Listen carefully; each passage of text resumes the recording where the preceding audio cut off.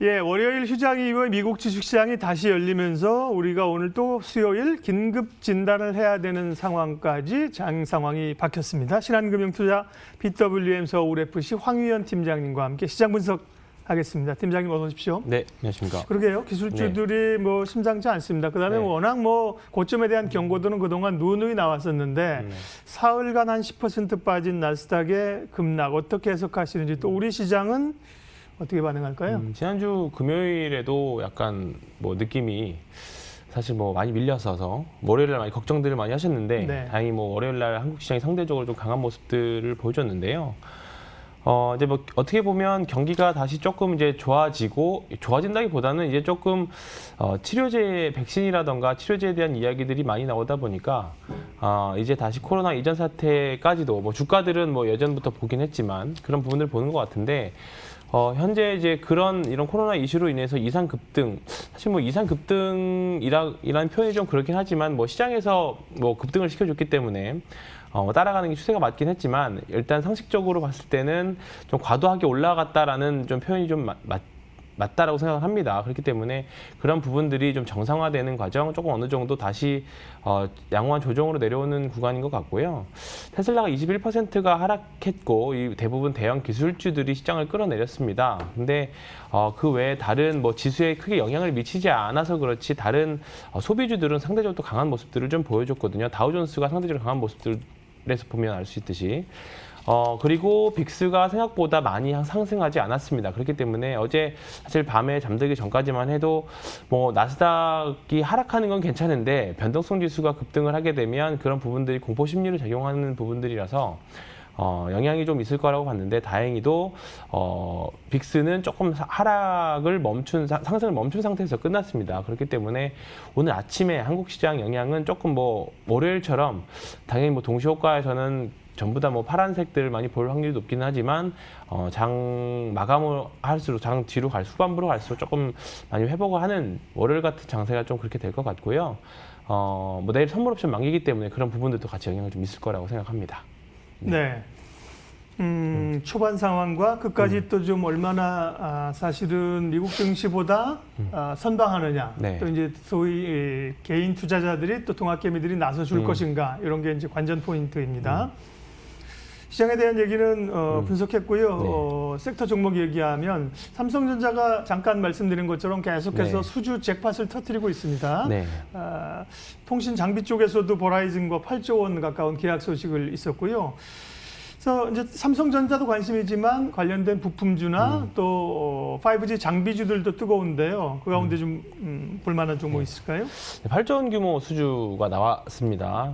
근데 이번엔 통신 장비고 상대적으로 삼성전자가 조금 약했던 부분이 사실 통신 장비 쪽이었는데 계속 키우려고 하는 모습들을 좀 보여주는 것 같아요. 그래서 이제 그리고 또 이제 미국의 파이 제재로 인해서 뭐 어제는 뭐 시간에서 조금 뭐 삼성전자가 좀 밀려서 오늘 아침 영향이 좀 있긴 하겠습니다만 파이 제재로 인해서 스마트폰 부품 주식들이 상대적으로 또 수혜를 좀 봐내고 있습니다. 그래서 관련 주식들이 많은데 지금 삼성전자 같은 경우에는 워낙에 지수 관련 주식이고 그다음에 뭐 내일 선물 옵션을 앞두고 영향이 같이 있을 거라서 지금은 삼성전자에 대한 단기적인 코멘트는 조금 뭐 지양하도록 하겠는데요.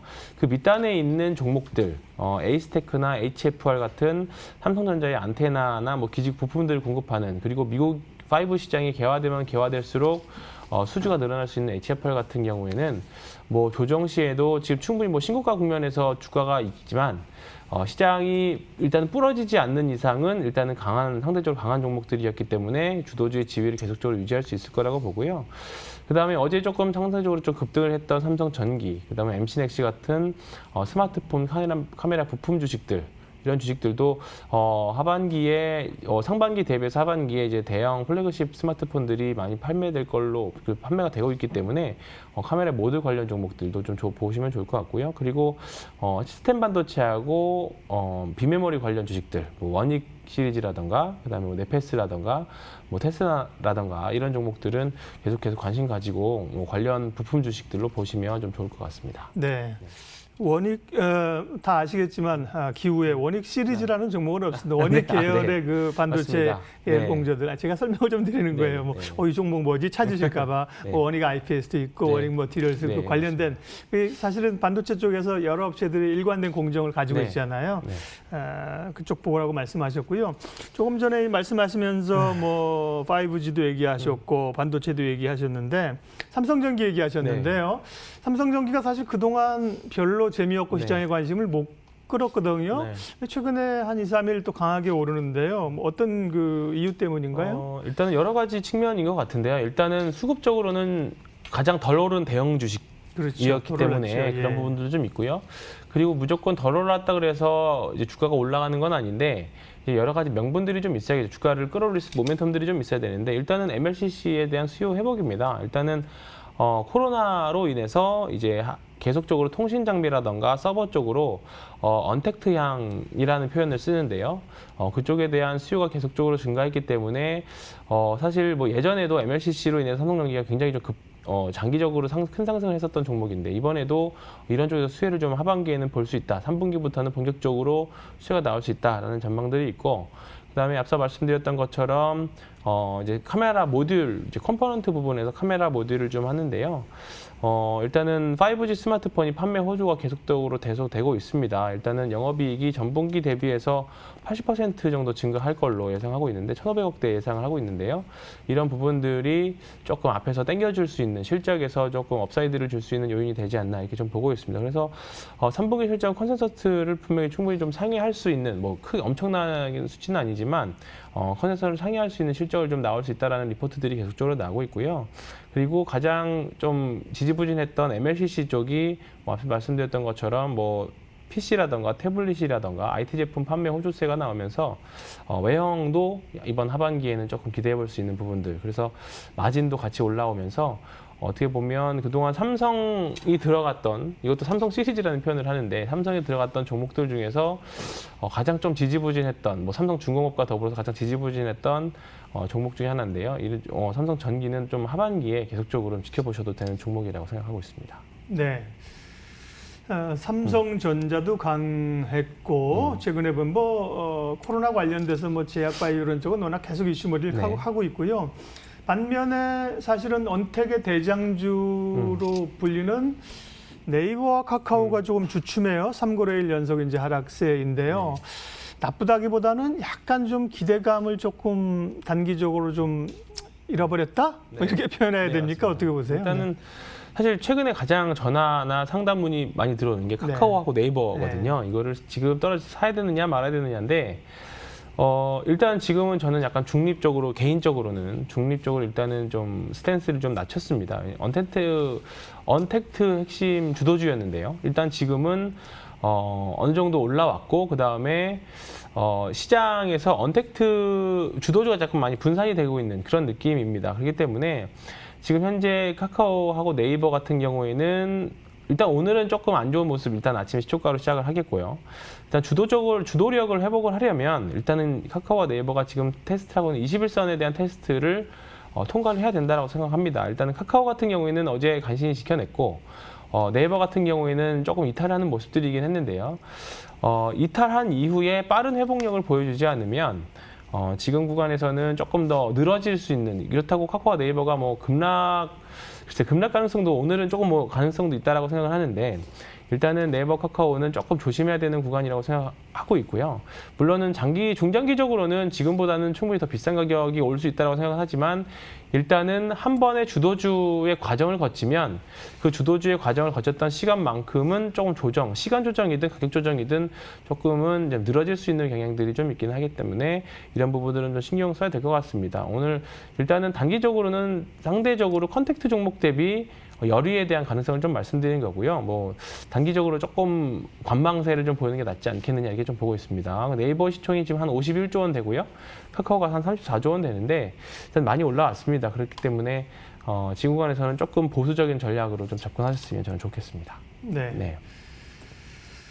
그러면 지금 이제 소위 이제 빅7, BBIG로 불리는 쪽에서 말씀하신 것처럼 이제 네이버, 카카오가 조금 이제 탄력이 좀 둔화되면서 종을 겪고 있는 거고요. 또 LG화학도 마찬가지잖아요. 네. 사실 우리가 앞서 얘기한 것처럼 테슬라가 이제 S&P 500 편이 불발되고 뭐 이러면서 어제도 좀 부담을 가졌고 또 테슬라가 또 급락했기 때문에 그것 때문에 사실 LG화학이 빠질 이유가 있는가 이런 생각도 드는데요. 말씀 나온 길에 그 LG화학 잠깐 얘기해 주실래요? LG화학도 마찬가지입니다. 뭐 중장기 성장성에 대해서는 그리고 뭐 전기차 시장 성장성에 대해서는 사실 뭐 의심의 여지는 없습니다. 다만 이제 주식이라는 게 이제 상승과 하락을 반복을 하고 있는 부분들이고요. 그리고 최근에 좀 LG화학 특이점은 한 8월부터는 확실히 좀 거래량이 폭발적으로 좀 늘었다라는 점. 물론 뭐 개인 투자자들의 비중도 좀 늘어나고 그런 부분들도 있긴 하겠지만 일단은 많이 오른 상태에서의 거래량의 증가는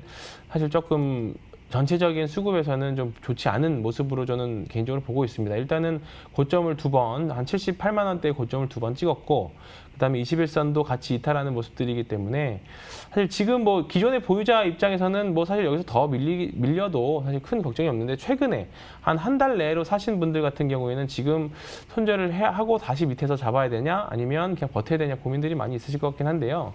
지금권에서의 추가 매수는 조금 지양해도 되지 않겠느냐, 지양해도 되지 않겠느냐 좀 보고 있고요. 조금 어느 정도 주가가 미국 기술주의 주가가 조금 안정이 된 이후에 좀 보셔도 될 것 같습니다. 일단 어제 빅스 서두에 말씀드렸던 빅스가 크게 오르지 않았기 때문에 기술주의 급락은 아마 오늘이나 내일 정도는 마무리가 될 것 같습니다. 그리고 그동안 많이 올랐던 거에 대한 양호한 조정 정도로 일단 가격 조정 정도라 보이기 때문에 일단 지금권에서는 조금 관망하셔도 좋을 것 같고요. 뭐 장기 성장성에 대해서는 지금보다 전기차 시장이 10배 커질 거라는 시장에 대해서는 뭐 의심의 여지 없기 때문에 좀 계속 관심을 가지고 지켜보시는 거는 물론 당연히 저는 좋다라고 생각합니다. 네. 자, 미국 증시가 다시 흔들리는 국면에서 국내 증시 방향성 논의했고요. 주요 섹터 얘기했는데 전략하고요. 관심주 좀 가지고 계신 거 마무리할게요. 네, 일단은 내일이 선물 옵션 만기입니다. 일단은 동시 만기 하루 전인데 항상 제가 수요일 출연이다 보니까 항상 이제 뭐 만기일 전날 말씀을 드리는데 일단은 월요일 날 셌던 것도 그렇고 한국 시장이 상대로 셌던 것도 그렇고 어제도 한국 시장이 그래도 강한 모습 보여줬던 거는 일단은 외국인들의 파생 내일 만기 때의 상방 베팅이 조금 주된 원인이라고 일단 생각을 합니다. 일단은 그래서 어제 그래도 2,400포인트를 계속 넘기는 그런 모습들을 보였는데 개인적으로 2,400 한 20에서 30포인트까지는 한번 터치를 해줄 수 있지 않겠느냐 이렇게 봤는데 오늘 일단은 좀 쉽지 않을 것 같다는 생각이 좀 들고요. 지켜봐야겠다는 생각이 좀 들고요. 또 의외로 내일 또 역전 드라마가 좀 나올 수도 있기 때문에 이런 부분들은 계속적으로 좀 보시면 좋을 것 같고요. 다만 지금 사실 2,420, 30 정도이기 때문에 지금보다 사실 지수로는 크게 먹을 건 사실 별로 없습니다. 그렇기 때문에 지수가 양호하다면 어제 보셨던 것처럼 5G 종목도 그렇고요. 뭐 이제 큰 지수 상승이 제한적인 상태에서 개별적인 종목단 5G나 뭐 개별 섹터, 제약바이오 섹터 이런 종목들에서 접근을 하시는 게 저는 개인적으로 좋다라고 생각을 하고요.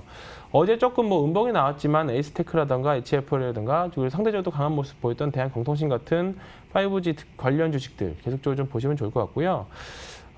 일단은 택배에 대한 수요 계속 늘어나고 있습니다. 지난주 삼보판지나 태림포장 말씀드린 이후에 한번 급등락을 계속 이어가고 있는데 태림포장 이제 이쪽 골반지 업계 1위거든요. 이쪽에서 좀 보시면 좋을 것 같아요. 그리고 삼보판지도 올해 꽤 많은 수익을 낼 수 있는 종목, 영업이익을 벌어들이는 종목인데 이 종목도 같이 좀 관심을 가지고 좀 보시면 좋을 것 같고 지금 제약바이오 섹터 중에서 계속적으로 상대적으로 시장 대비, 코스닥 대비 강한 모습들 보여주고 있는 종목들 많습니다. 어제 그저께 한번 HLB 생명과학 HLB가 좀 급등했다가 어제는 좀 밀렸는데요.